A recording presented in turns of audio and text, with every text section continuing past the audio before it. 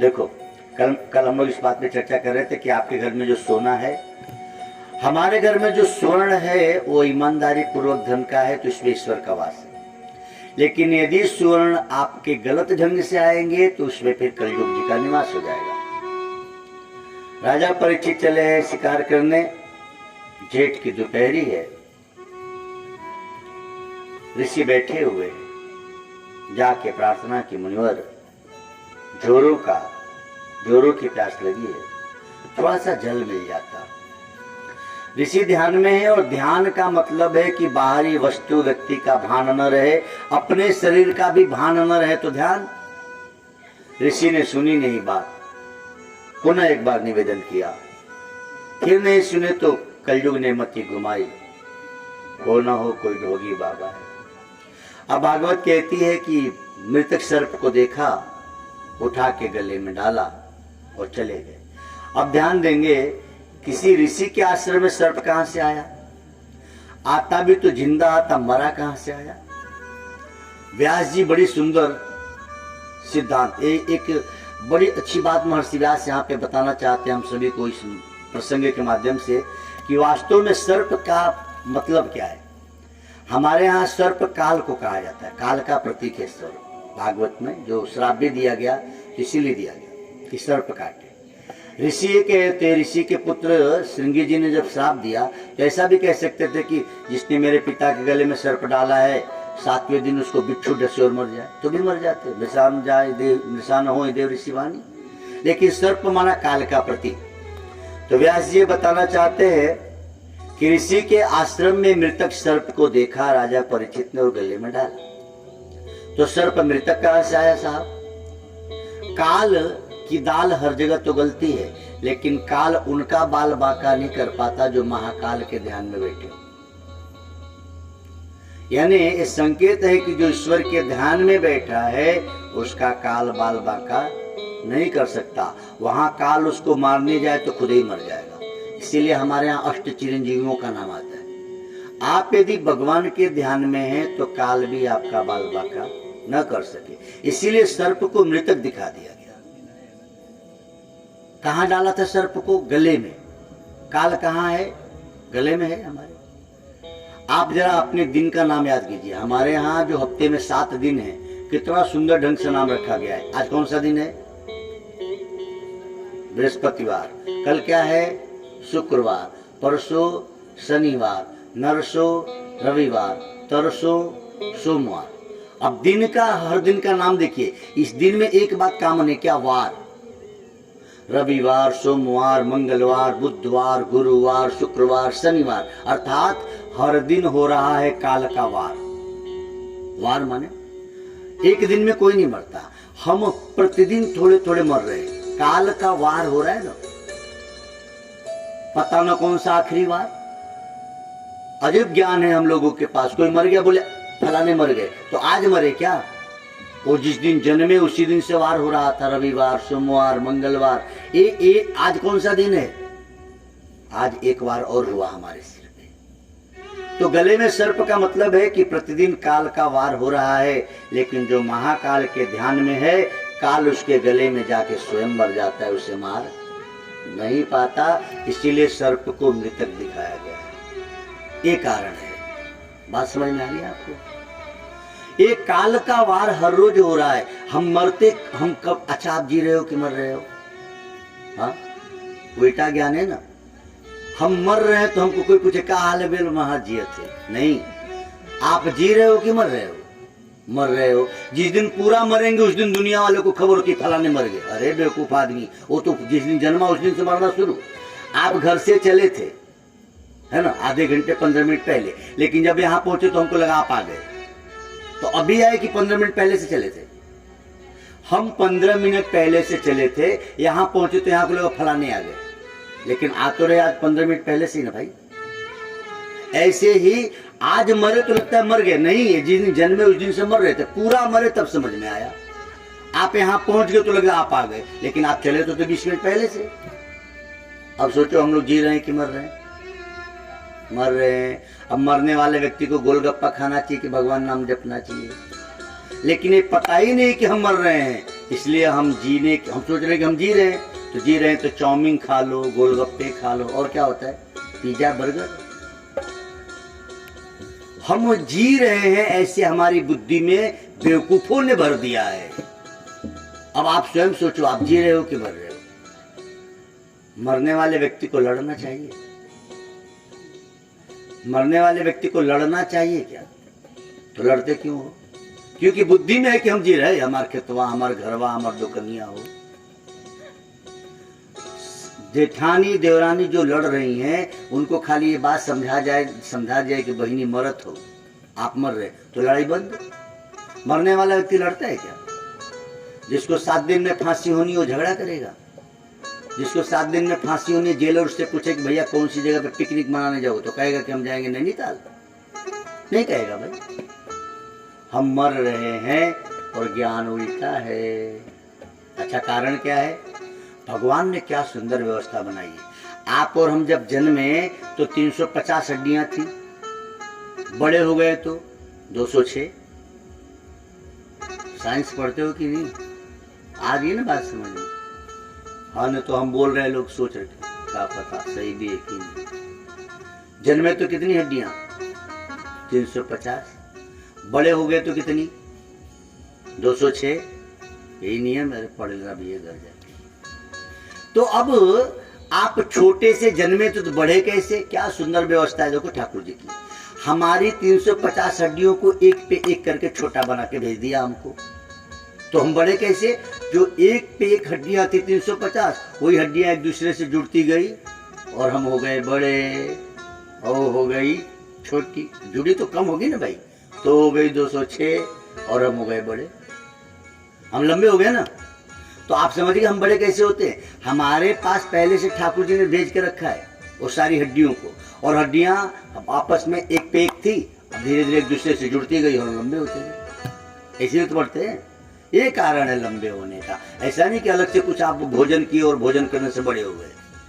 भोजन करने से यदि हम लंबे होते तो फिर हमारी एक समय आने के बाद हमारी हाइट बढ़ना बंद हो जाती है, और हम भोजन तो बुढ़ापे तक करते हैं, मरते तक करते हैं। तो मरने तक बढ़ना चाहिए आदमी को? नहीं, एक सिस्टम दे के भेजा था, हड्डियां इतनी भेजी थी, वो हड्डियां एक दूसरे से जुड़ी और आप हो गए 3.5 हाथ के लंबे चौड़े। क्या सुंदर व्यवस्था है गोविंद की, पहले से सब उसने सेटल करके रखा है। हमको लगता है कि हम बड़े हो गए, हमको लगता है कि हम जी रहे हैं, हमको लगता है कि हमने ये काम कर दिया। राजा परीक्षित सर्प को गले में डाल कर गए। अच्छा देखो, बेटा आता है तो कहता है कि जिसने मेरे पिता के गले में सर्प डाला वो 7 दिन में मरे। 8 दिन का क्यों नहीं कहा? किसी के बाप के गले में कोई सर्प डाले तो 7 दिन देखेगा, बल होगा तो तुरंत ही हिसाब किताब कर लेगा। तुम्हारी माँ को कोई मारे या गाली दे, तुम 7 दिन का इंतजार करोगे क्या? तो 7 दिन का क्यों? बालक बिल्कुल छोटे थे। क्या बुद्धिमान है वो बालक, छोटे से थे, अभी पढ़ रहे थे, बच्चों के साथ खेल रहे थे भाई जब वो श्राप दिए हुए, उम्र बड़ी छोटी थी।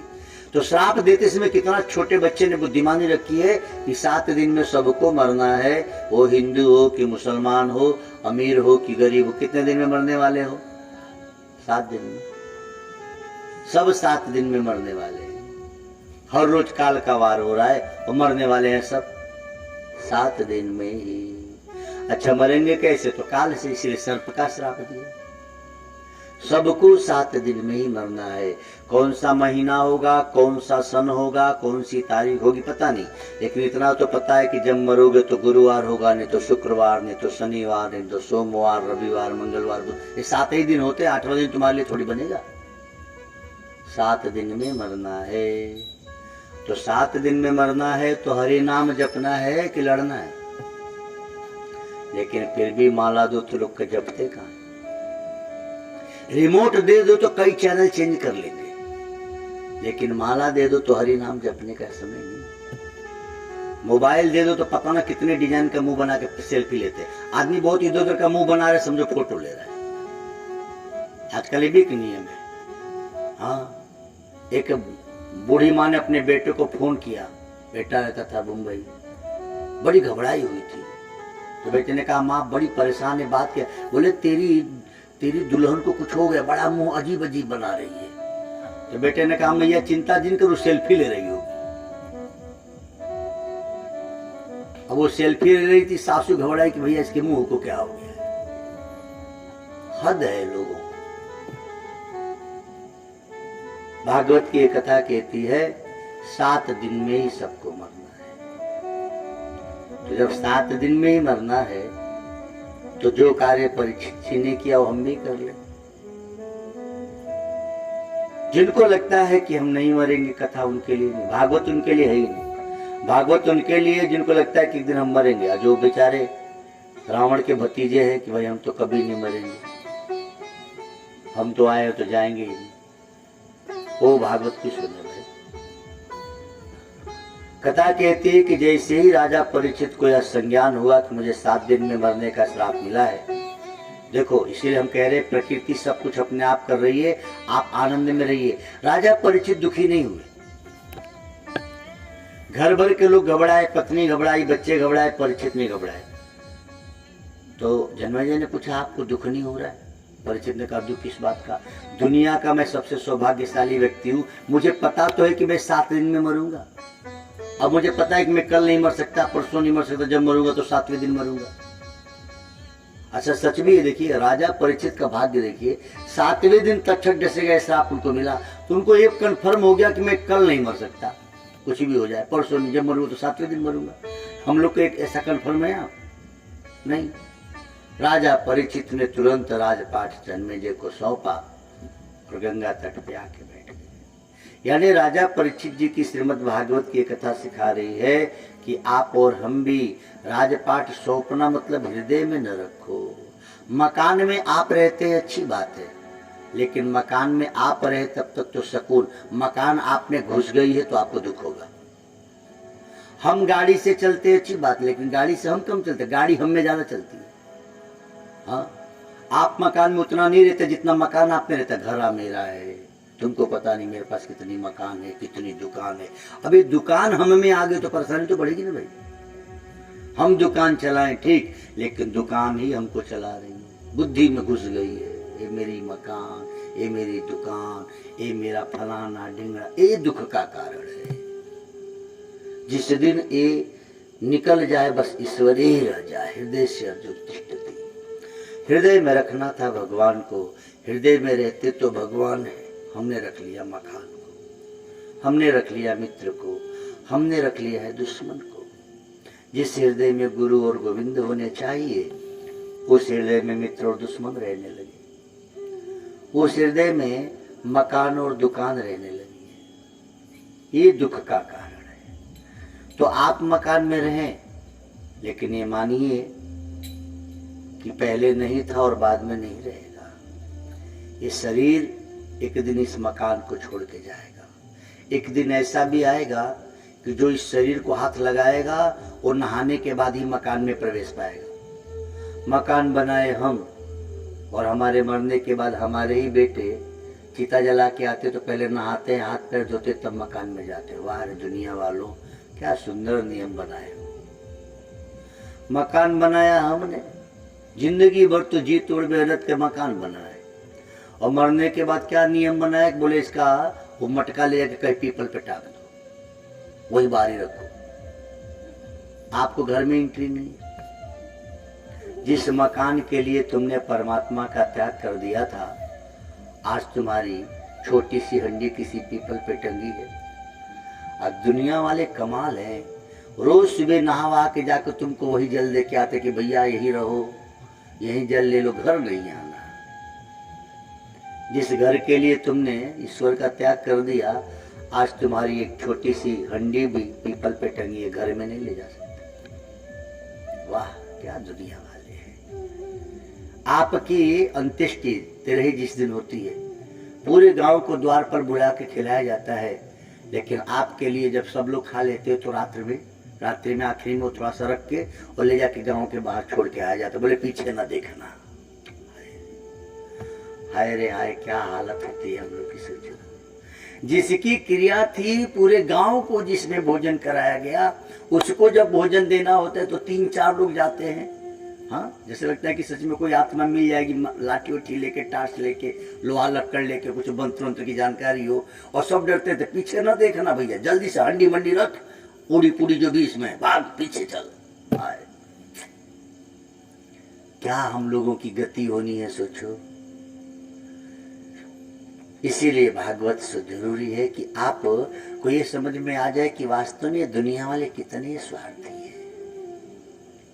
जब तक आप से काम था तब तक तो आप बड़े अच्छे लगते थे, जिंदा थे तब तक तो आपसे काम था कि भाई कुछ करेगा ही, कुछ ना करी बुढ़िया तो कुकुरे भगाए, हाँ द्वार पे रहे तो इतना तो करे। लेकिन मरने के बाद आप आके देखो घर में कोई एंट्री नहीं।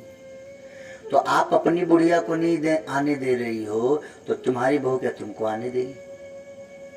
आज ससुर जी मरे हैं तो आपको लग रहा है कि हाँ छोड़ आए ले जाके नहर के उस पार, तुम्हारी भी ये गति हो गई है। इसीलिए भूलो सभी को तुम मगर माँ बाप परमात्मा गुरु को न भूलो।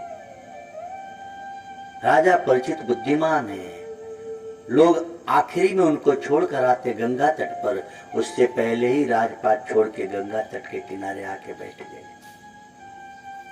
जो पहले ही सब छोड़ देते हैं उनको शरीर छोड़ने में तकलीफ नहीं होती, लेकिन जो सब पकड़ के रखते हैं तो शरीर छोड़ने में बहुत दुख, जन्मत मरत दूसरा दुख होई। आपको पता है कितना दुख होता है? वैज्ञानिकों ने इस पे सर्च किया कि आखिर ये रामचरितमानस में अथवा शास्त्र में लिखा है कि बहुत दुख होता है, कितना दुख होता है। तो बच्चा जब जन्मा तो उस पे लगा दिए गए छोटे छोटे सेंसर कि देखा जाए कि इस बच्चे को कितना दुख होता है।